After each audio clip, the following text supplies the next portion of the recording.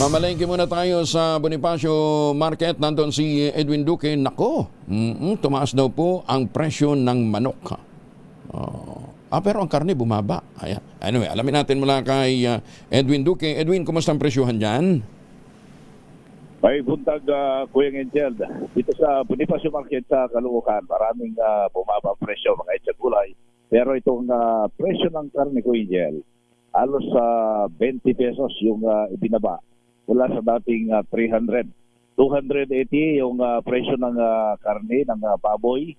Pero itong presyo ng manok, Kuya Angel, ito naman yung tumaas dahil nakarami yung market natin nasa 200, naging 210. At tumaas pa ito ng hanggang 220 pesos ang presyo ng karne ng manok.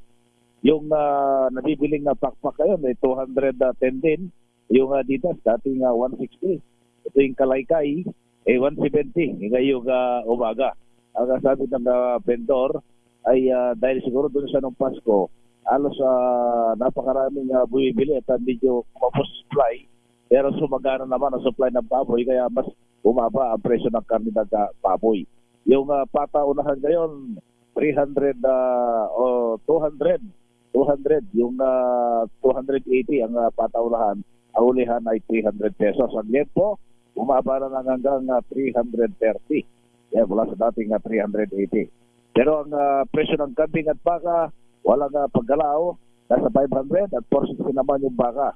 Sa presyo naman ng stock oil, kahapon itong bangus tagupan, nabibili lamang ng 220. Ngayon, panibagong 20 pesos yung itinaas, 240 na naman. At yung, pero itong presyo ng bangus galing ng Bulacan, Pampanga, nabibili mo ng 160 hanggang 180 pesos.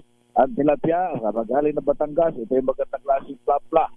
140, pero itong galing ng Bulacan, medyo mababa konti, nasa 90 hanggang 120 pesos. Ang presyo ng galunggong, 280, yellowfin 300, yung pusit na kalawang, 180, ang pusit na lumot, 160, at ang pangkalamares, 280 bawat kilo. Yung serms, wala 180 hanggang 480 pesos. Yung pinakamagandang klase, yung malalaking size, 520. Yung bisog tunay, 260, lapu-lapo, ito yung 200 o 340, ang salay-salay ay 280. So mapapansin natin, may mga pagtaas, may mga pagbaba sa presyo ng isda. Ang palaya naman, tumaas na naman ng 160, plus dating 140, ang kalabasa, 60 pesos sa kamatis. Yung kamatis na 200, naging 180, naging 160, abay ngayong umaga, 50 pesos ang kamatis, yung sariling tanim natin. Pero yung mga imported, ito maganda-ganda yung pinakamalalaki, merong 80 pesos. Ang labanos, bumaba na sa 80 pesos. Ang talong, 100 pesos, bumaba ng 20 pesos. Ang luya, 160. Sibuyas, ito nga sariling tanim natin ay 180. Pag imported, 100 pesos. Ang bawang, itong sayote, 40 pesos, bumaba naman ng 20 pesos. Ang repolyo, bumaba rin ng halos 40. From 120, 80 pesos ngayong umaga. Carrots, from 90, 80 pesos ngayong umaga. Siling labuyo, Wigel, from 400, naging 300. Ang siling panigang, ito, naging 400, naging 515. Ito nga nakaraan, ngayong umaga, tumasuli ng 10, 60 pesos. Siling bako pa, mula sa dating 300, 200 pesos. Halos 100 ang ibinaba. At Pidentolio, 60 pesos. Tagalog, 60 pesos. Patatas, from 200, 100 pesos ngayong umaga. Ang kalamansi, ang bagyong tumas na naman, umabot na naman ng 180 from 140 pesos. Ang sitaw ko Igel, ang tumaas, naging 180 na to, naging 160. Ngayong umaga, pumalo na naman ng 200 pesos.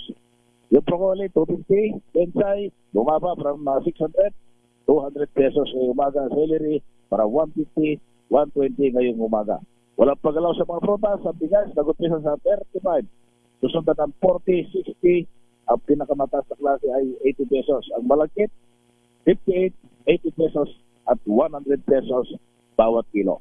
Yan, Kuya Jeff, ating price monitoring report. Wala pa rin dito sa Bonifacio Market sa Caloocan. Aris 43 at ito kinagulat sa DCRH una sa Pilipinas, una sa Pilipinas. Edwin, magkano labong? Magkano labong dyan? Edwin. Ay, wala na si Edwin. Oo. Edwin. Yung labong. Labong. Meron 60. Ha? 60. Meron 80. 80 ang kilo o ang tumbok? Kilo. Kilo. Ah, sige, thank you. Ano? Okay. Mahal naman yata 80 pesos ang tumbok? Ang kilo? Kilo Yung tumpok. kilo, isang plato ito eh. Okay, ang plato yan. Tumpok, parang tumpok. Ayan. Sige. Thank you, Edwin. Maraming salamat. Si Edwin Duque mula po sa Bonifacio Market sa Caloocan. Ba't ko ho na itanong...